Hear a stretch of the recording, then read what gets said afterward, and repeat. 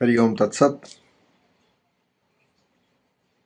एक ऐसा संयोग हुआ था कि जब हम गोमुख गए थे तो बड़ी इच्छा थी कि हम तपोवन भी जाएं,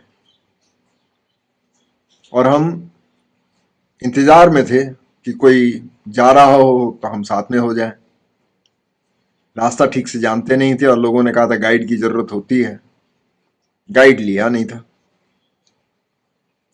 तो संयोग से 4 लोग मिले, जिसमें 2 फौजी थे।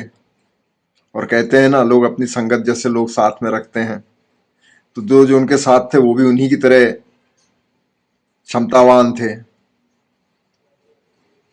और संयोग से ये भी हुआ कि उनमें से एक जो फौजी था उसके पैर में कोई चोट थी, तो वो जरा धीरे चल रहे थे, तो उनके साथ मैं भी हो लिया।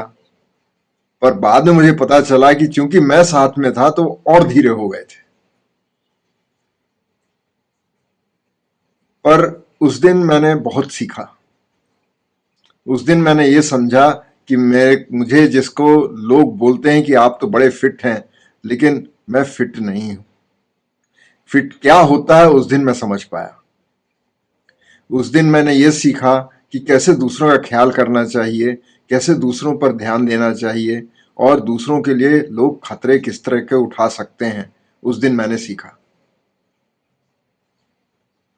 पर जो भी हो, जो जो दूरी वो 2 घंटे में कर लेते, शायद मेरे कारण 6-7 घंटे लग गए।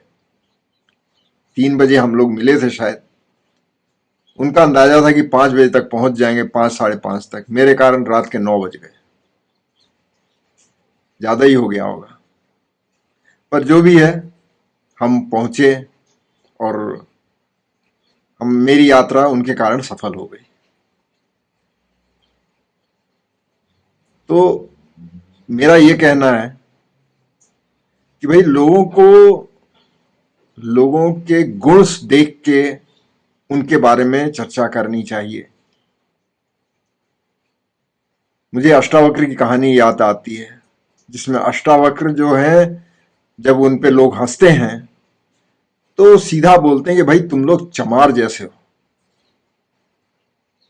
क्योंकि तुम जो है शरीर को देख के, आकृति को देख के मेरे बारे में निर्णय ले रहे हो। जहां चमार की बात आती है, भाई आज कंप्यूटर का युग है।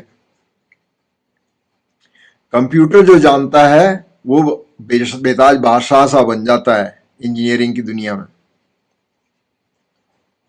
पर इसमें भी अगर एक संस्थान बनता है, भले ही सब कंप्यूटर जानते हों, पर कुछ लोग हैं जो कंप्यूटर बनाने में जाते हैं, उनका काम कंप्यूटर बनाने का होता है।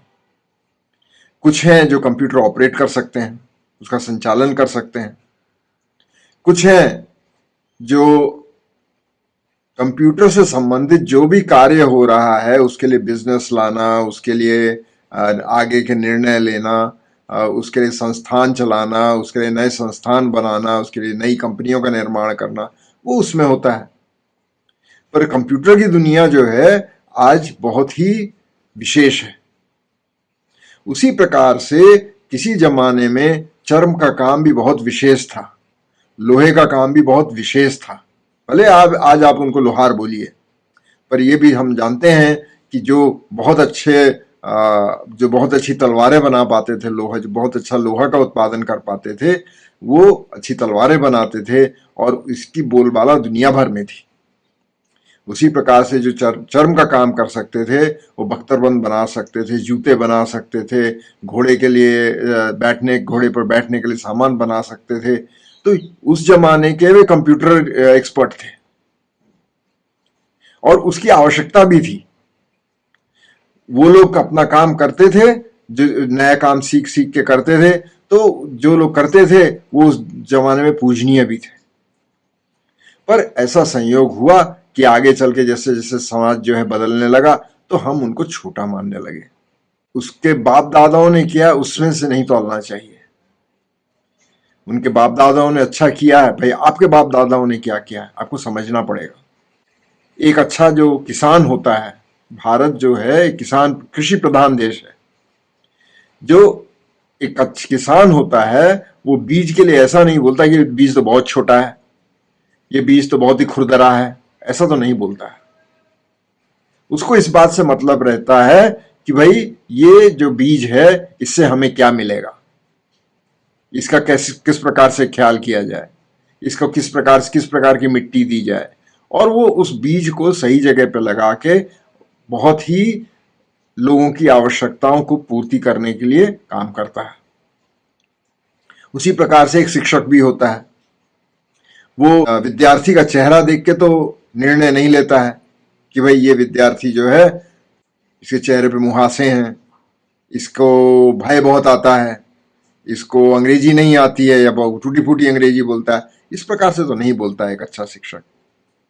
उसी प्रकार से हमें अपने वातावरण में जो भी लोग हैं, हमारी सेवा में हैं, हमारे लिए काम कर रहे हैं, हमारे लिए बलिदान दे रहे हैं, हर व्यक्ति कुछ ना कुछ विशेष कर रहा है। हमें उस विशेषता को समझना होगा। जो बिना सोचे समझे बात करते हैं वो फटे हुए दूध की तरह होते हैं।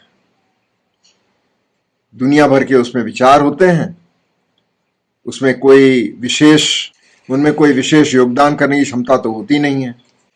मुझे भगवान श्री कृष्ण की कथा याद आती है। भगवान श्री कृष्ण को बचपन से ही बहुत ही दिक्कतों का सामना करना पड़ा, बहुत ही खतरों का सामना करना पड़ा। पता नहीं कितने दिनों वे जंगलों में रहा करते थे, और वैसे भी गाय चराने जंगल तो जाया ही करते थे, तो पता नहीं कितने खतरे आते थे। और इन खतरों ने, इन समस्याओं ने समय समय पर लंबी अवधि के लिए बच के भागते रहे होंगे। तो इस स्थिति में जो भी सामना किया उससे उनका एक मजबूत व्यक्तित्व का निर्माण हुआ। हमने भी जो हमारे देश के रक्षक हैं इनसे बहुत कुछ सीखा है। एक कैप्टन रघुरामन है, उन्होंने कहा है कि छोटी छोटी बातों पर परेशान न होना उन्हें सिखाया गया फौज में। तो हमें भी छोटी छोटी बातों पर ज्यादा ध्यान नहीं देना चाहिए। इतना बड़ा देश है, इसके निर्माण के लिए हमें काम करना चाहिए। उसी प्रकार से एक जनरल पांडे हैं,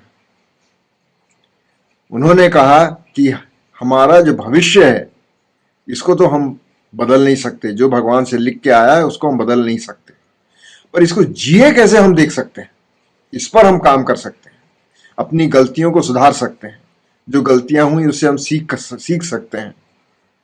उसी प्रकार से एक मेजर DS सेंगर है।